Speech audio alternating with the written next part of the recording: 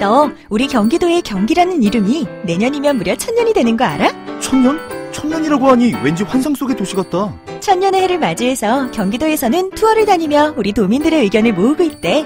모아서 뭐하게? 우리의 의견을 모아 정책이 되게 한다는 거지. 단순히 1000년이 된 환상 속의 도시가 아니야. 우리의 상상이 현실로 구현되는 곳이야. 대한민국의 심장 경기도. 고려시대부터 불린 경기라는 이름은 어느새 1000년이 되었습니다. 1000년 동안 대한민국의 심장으로 뛰어온 만큼 경기도민의 목소리를 모아 미래 비전을 만들어가겠습니다. 이 캠페인은 경기도와 경기문화재단이 함께합니다. 윤태곤 실장 어서 오십시오. 네, 안녕하세요. 어제 청와대가 국정원, 검찰, 경찰 이른바 권력기관 개혁안 직접 발표했죠. 예, 조국 민정수석이 브리핑을 하고 질의응답도 했어요. 이 세 기관을 개혁해야 한다. 대전제에 대해서 누가 부정하겠습니까? 네. 근데 이제 어제 청와대 발표는 아니죠. 이 안이 어느 수준으로 구체화되고 실현될지는 아마 좀 지켜봐야 될 것 같습니다. 그 안의 골자부터 좀 정리해 봅시다. 이게 많이 나왔던 이야기의 집대성이에요. 예. 그러니까 국정원, 검찰의 힘을 빼고 경찰로 많이 이관한다. 근데 경찰도 좀 분리시켜서 통제장치를 마련한다. 요약하면 네. 그렇게 되겠습니다. 예. 그러니까 이 검경수사권 조정, 고위공직자 비리수사처 설치 이건 이미 나왔던 것이고 국정원 대공수사처 폐지 등을 이제 골자로 하는 건데 국정원 이름을 대외안보정보원으로 바꾸겠다. 대공수사권은 경찰에 이양하겠다. 그러니까 수사권은 다 뺀다는 겁니다. 예. 그리고 이제 국정원이 국회뿐 아니라 감사원의 통제도 받도록 하겠다. 네. 검찰 수사권은 경제, 금융 등 특수사건에 한정한다. 뭐 이런 정도죠. 예. 예. 그럼 나머지 그 검찰이나 국정원에서 빠진 것들은 전부 경찰로 넘어간다? 그렇죠. 이게 그 풍선 누르기하고 비슷하기 때문에 한쪽에서 빼면 이거 다 받는 데가 있어야 되는데 이게 다 경찰이라는 겁니다. 네. 그럼 경찰이 아주 비대해지는 거잖아요. 그렇죠. 근데 이제 청와대 안을 보면은 이제 수사전담 경찰, 뭐 행정전담 경찰, 그리고 안보수사처 이런 식으로 나눈다는 거예요. 그리고 또 자치경찰도 하고. 그렇죠. 예. 국정원으로 넘겨받은 대공수사권은 안보수사처를 신설한다고 하고, 그럼 아마도 국정원에 있는 직원들도 많이 넘어가게 될 거예요. 이게 현실화된다면. 그래야 되겠죠. 예. 그리고 검찰로 넘겨받는 수사권 전반은 국가수사본부를 신설한다. 그래서 수사 전담 경찰들이 다루도록 한다. 이거는 좀 FBI 이런 거 생각하면은 좀 유사할 FBI. 겁니다. 예. 예.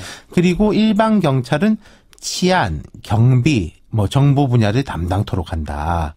그리고 광역 지자체는 자치경찰제를 도입한다. 이런 거죠. 예. 그런데 이제 이건 하나의 아니라고 그랬어요. 예. 이거 실현 여부 어떻게 됩니까? 그러니까 이게 1차적으로 대부분 입법 사항이에요. 그리고 이게 자치경찰 등 이렇게 가는 거는 개헌 사항이라는 주장도 있습니다. 예. 그리고 또 이게 뭐 경찰이 여러 개로 나뉘면은 여기 장은 누가 되냐, 뭐 예. 차관이냐, 뭐 장관급이냐 이런 것도 있지 않습니까? 이런 거는 이제 행안부 중심으로 정부에서 또 안을 만들어 놔야 되는 거거든요. 공무원에 대한 뭐 정원 문제하고도 연동이 되는 것이고. 예. 어제 청와대 발표는 말하자면 이제 100으로 본다면 한 70 내지 80까지 둔 것 같아요. 한 2, 30 정도는 뭐 일부러 비워놨는지는 모르겠지만은 좀 이제 공백 상태죠. 이건 뭐 국회에서 하기도 하고 또 정부에도 하기도 해야 될 거니까요. 그러니까 앞으로 후속 조치가 어떻게 돼야 되는 거예요? 그렇죠. 그러니까 이제 조국 수석은 국회의 역할을 강조했는데 두 가지가 나뉠 겁니다. 국회가 해야 되는 게 많고 네. 그다음에 정부가 해야 될 일도 많습니다. 방금 언급했지만은 경찰을 저런 식으로 확대 분단할 경우에 이게 뭐 급여 체계, 국정원에서 경찰로 넘어갈 때 급수는 뭐 어떻게 하느냐 이런 건 또 행안부 중심으로 해서 안을 쫙 다 짜야 되는 거거든요. 준비를 구체적으로. 해야 되겠죠. 예. 자, 그런데 뭐 주요한 골격은 다 국회에서 법을 만들어야 되는 거 아니겠습니까? 그렇죠. 국회 분위기가 지금 근데 좀 냉랭하잖아요. 야당은 뜨악해 하고 여당은 환영하는 건데 이런 건 있어요. 지금 이제 국회가 사개추위를 막 출범해가지고 활동을 하려고 하지 않습니까? 네. 그럼 통상 뭐 여당 안, 야당 안이 나와가지고 주고받고 이렇게 되는 건데 이를테면 청와대가 가이드라인을 제시한 거 아니냐. 예. 그럼 이제 야당이 이제 입이 많이 나온 것이 이런 뭐 우리는 왜 있느냐 사개추위라는 게 네. 이런 거죠. 그리고 뭐 정의당 같은 경우에 좀 다릅니다만은 이제 반면에 민주당은 박범계 의원이 행정부 소속 기관의 운영 방침과 철학에 관한 내용을 대통령과 수석 비서관이 관심을 갖고 국민들께 입장을 전명하는 것은 지극히 당연한 것이다. 이렇게 반박을 했어요. 그렇지만 아무튼 야당의 반발이 있다면 어렵겠네요. 쉽진 않겠네요. 이런 것 같아요. 공수처조차 지금 난항이잖아요. 그러니까요. 근데 이제 어제 보면은 더 뭐 짐이 많아진 거 아니겠습니까? 그럼 이건 하중을 확 높여가지고 명분과 여론의 우위를 가지고 야당, 특히 자유한국당을 압박한다 이런 계산인 것 같아요.